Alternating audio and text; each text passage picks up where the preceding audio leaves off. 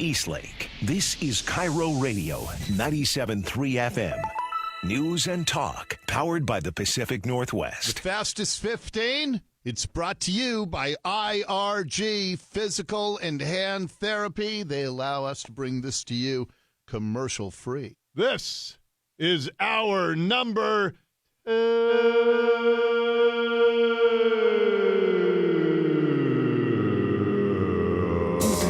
time for the fastest 15 minutes in the news. This is Dori's Fastest 15. It's a world of news in a tidy little 15-minute package just for you. Welcome to our Fastest 15. And I have to say, Ursula, I love my job. I love it every day of the year. Yes. But there are some days where it's even more enjoyable than others. And is today one of those? Today is one of those days. We had the SWAT soundbite to start the show. And now to start our Fastest 15, we have, I don't want to oversell this, but I believe this is the best audio of 2019 so far. And it's going to be a real challenge the next 6.5 months for anything to surpass it. So you remember, and I will offer a little disclaimer here that if you're uncomfortable with words describing the male anatomy, but I mean, we're all adults here. Of course. And this is part of the male anatomy. It's just the actual word. Are you uncomfortable because you're not using the word? I'm not comfortable, but I love the audio so much. And we had a debate because there are a couple of other words within this audio, and we were having a little debate about whether we should include them or not. And I'm slightly erring on the side of caution. I guess we're just giving people warning if you're driving around, you got kids in the car, and Right. you don't want them to hear a certain body part. I mean, I think kids hear I this think word we're good. when you're teaching them when you're potty training. You know But- what? Exactly. use the word. You need to use the word. If There's the nothing kid wrong with in the your word. car is a little boy between the ages of 4 and 14, he's going to think this is the funniest thing he's ever heard That's true. in his entire life. Okay. And we bleeped words that are slang for other words in that. Right. Okay, area. All right. Okay. We've prefaced Okay, we're this enough. good. Okay. So I couldn't even believe when I saw this morning that there was still an investigation. You may recall about 2 years ago, 2 Navy pilots were flying over central Washington state, and they decided to draw a sky penis with, like they do skywriting sometimes with their contrail or whatever it's called. I'm not that versed in the lingo, but they drew this gigantic. It looked, to some people, myself included, it looked a little bit like a huge cowboy hat. Like a 50-gallon cowboy hat. But there was a woman who took a picture of it, and she complained about it. And so the Navy launched an investigation. And now 2 years later, we're getting the results of this Navy investigation. And what they said, and first of all, the fact that they even had to investigate this is ridiculous. Navy pilots, they're the cowboys of the sky. They're Top Gun types. They have a competitive spirit. They're adrenaline-fueled young men. And the fact that anybody thought this Baird investigation is ridiculous to me. But 2 years I could almost challenge you on that one, but I'm just gonna. But it is funny. It's funny, but So earlier today, all I'd heard was what had been released was a computerized version of the transcript. But Nicole found the actual audio. okay. So what the Navy said is their pilots drawing a large male anatomy part It's a in the giant sky. penis. Ooh, what's the matter with you? Wash your mouth out with soap. The Navy said it was a really bad decision by some really good guys. And I don't even think it's that bad a decision. It was just guys being guys. It costs money, and it's used. If something had gone wrong with that, either plane, But nothing then did. Nothing did. But so they could here are the two guys, the two pilots talking to each other, making the decision to do this. Draw a giant sky penis. That'd be awesome. Yeah, what you do with your flight? Oh, we turn dinosaurs into sky penises. For sure, great idea. We can do it. Yeah, I'm going to basically draw a figure 8 and turn around and come back. I'm going to go down. Dude, that'd be so funny. It's like airliners coming back on the way into Seattle.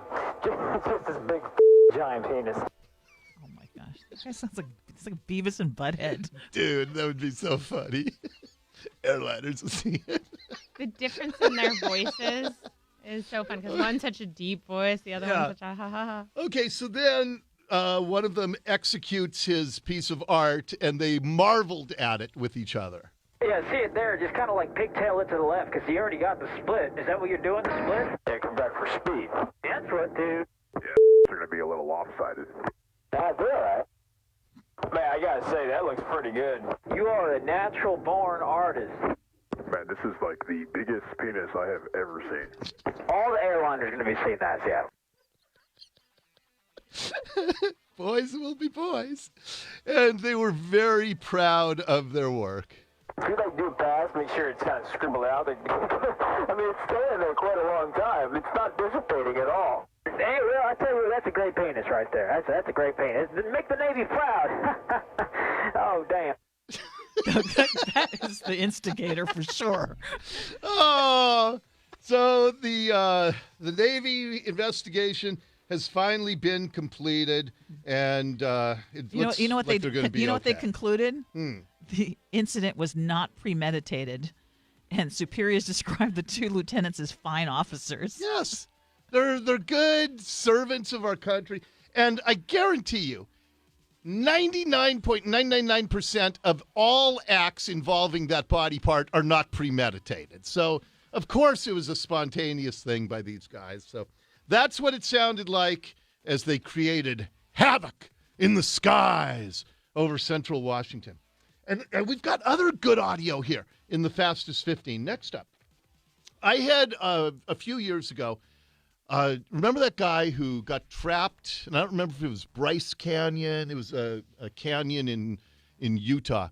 And he got trapped, and the only way he could extricate himself was to cut off his own arm. They made a whole movie about it. Yes, it's a really good movie, and the actual guy who had to cut off his arm was in the studio with me a few years ago, and he was a really good guy. And I just, it's the sort of thing where everybody imagines, if I had to amputate one of my own body parts to save my life, could I possibly do it? Well, in Nebraska, a farmer got his leg caught in machinery. Kurt Kaiser was working on the farm, found himself in this terrifying situation.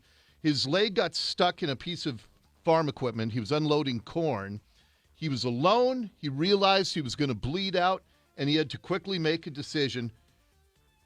And this isn't amputating an arm. He used his pocket knife to amputate his leg. I don't know if I could do that. Kurt Kaiser tells NBC News that he was in that situation because he just got careless. Unloading corn and into a bin. We were moving corn and taking from one place to the other. And if I could have got by that first load, unloading, I think I'd have thought of it or seen it. But I was in that routine like I always used to do. And I didn't think of it. He's 63 years old. He said that his leg just got stuck. I stepped in the hopper in that little hole. It just sucked my leg in, and I was trying to pull it out, and it kept pulling. Oh, unimaginable. So what went through his mind? When it first happened, I can remember telling myself, this ain't good. This is not good at all. And as I said, There's no way he could stop. I mean, was it like... He was stuck. He was stuck, and his leg was mangled, and he was going to bleed out. He was going to die. So he knew he had to make a really quick decision. Unlike the guy in Utah, he did it on like day 3 or 4 of being stuck in the canyon. The farmer, Kurt Kaiser, he knew that he had to make an immediate decision. How long am I going to stay conscious here? You know, because I didn't know what to expect. And then I felt it jerk me again. I thought, well, I was going in, they're going to grab me and pull me in further. So he just had one choice to save his own life. Then I had my pocket knife in my pocket. I thought, well, the only way I'm getting out of here is cut it off. So I just started sawing on it. Oh, no. Can you imagine? But at that point, you're probably feeling no pain. I'm You're guessing feeling overwhelming pain. Yeah, That it's, you're you in know what I mean? shock. Exactly. You're That's in what I'm shock. saying. Yeah. And here's his description of what it's like to self-amputate a leg. When I was cutting it, the nerve endings, I could feel them just ping every time when I'd start sawing around that pipe. And all at once it went and let me go. So I got the heck out of there. And he couldn't believe that he stayed conscious through the whole thing. Right, he had to crawl, like army crawl from that, wherever it happened, clear across the property and then call medics on his own. Okay, so how far up on his leg, not to get too graphic? It's right below the knee. Yeah. Yeah, and so he couldn't believe he stayed conscious. I stayed conscious all the way to the hospital. I remember being unloaded up here and on life flight. But, when you hear him talking and you think, well, could I cut off my own leg? He sounds like he's, got good spirit about him. He's got, many years of life left ahead of him, and he talked about his attitude. It is what it is. Make the best of it is all you can do. I mean, it could have always been worse. And he said that how about that? It could have been worse. It's he had true, to though. cut I guess off death or lose a leg. I know, but just to have that attitude, he cut off his leg with a pocket knife, and he says it could have been worse, but he's learned from his mistake. I paid the price here of being in a hurry and not paying attention, basically. So he's alive. He will make recovery and stay alive. I don't know how you can continue to be a farmer after losing your lower leg. Well, you'd have to have a lot of help. You just have help. You can't. Yeah, he couldn't operate machinery like that by himself, I'm sure. Okay, next up in the Fastest 15, Washington is one of the states where you can eat roadkill, And I just like this headline. Sometimes I think headline writers don't get enough congratulatory messages. So here's a headline on foxnews.com right now. Is roadkill a harmless all-you-can-eat buffet or game of Russian roulette? I like that headline. I'm not even going to share the story with you. It just says, is it safe to eat roadkill? A lot of people do. In our state, if there's... Would you? I'm not much for the game animals. I went to a restaurant once in Denver, and they had just even things like anything that's non-cow. I won't even try. I don't know why. So I don't eat elk or moose or bear or even bison. I don't even eat bison. You eat pig. Yeah, I eat bear. I eat cow and pig and chicken. That's it. That's my whole diet. Okay, this story fascinated me. So a guy's out on his boat. He's 20 miles out to sea. And he discovers a raccoon that had been a stowaway on his boat. And so the raccoon's kind of on the edge. How am I going to survive in Sitka? What's that called? The edge of the boat on the back of the boat that goes around? Yeah. What's it called? Are you talking about the bow? No, that'd be the front. What are you talking Even about? I know that. Sorry, no, I was working on just something. it's that ledge that goes along the back of the boat. ledge. Okay. It But sounds he's stupid. on the bow. He's in the front. Oh, maybe it's the bow. I don't know what it is. Anyway, I digress. So they're 20 miles out to sea when they discover this stowaway raccoon on the boat. And so then let me ask you, what do you do if you find a raccoon on your boat 20 miles out to sea? I would trap it under a bucket. Ursula, what would you do? Well, assuming you have a bucket. Well, You don't even know if they had a bucket. We always take totes on the boat. I would empty the tote, throw it over the raccoon. If the raccoon is not bothering me and staying on its side, I'm staying on mine. I mean, I'm assuming that the raccoon's not like trying to attack me. Well, no, it's just sitting on the ledge Yeah, right so now. I'm fine. Just leave it. I'd be turning. No. I'd be turning around, going back. They're 20 miles out to sea, and raccoons are anyway. So the guy, they took video. Well, you would throw him over. Well, that's what this guy did. Okay. And of course, they recorded it on video, and then they posted it. And now the social media mob. Why did they have to do that, though? Why did they have to post it? Well, it's just stupid that they didn't project the consequences. But here's what it sounded like as they kicked the raccoon off the boat. Get off my fucking boat! Are you videoing Yeah. What the f***'s wrong with me? Get off my boat! Get off my boat! Dude, get the gaff. We're just going to have to push him Okay. off. He says we're just going to have to push him off so they get a big, long rod. Yeah!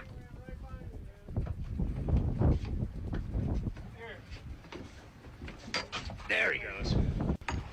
So long, sucker! Okay, so they push it overboard and yell at the raccoon, "So long, sucker." Well, they posted the video to Facebook, and now the guy, he's a lawyer, which is Okay, that just makes it even dumber. it is dumb. It's incredibly dumb.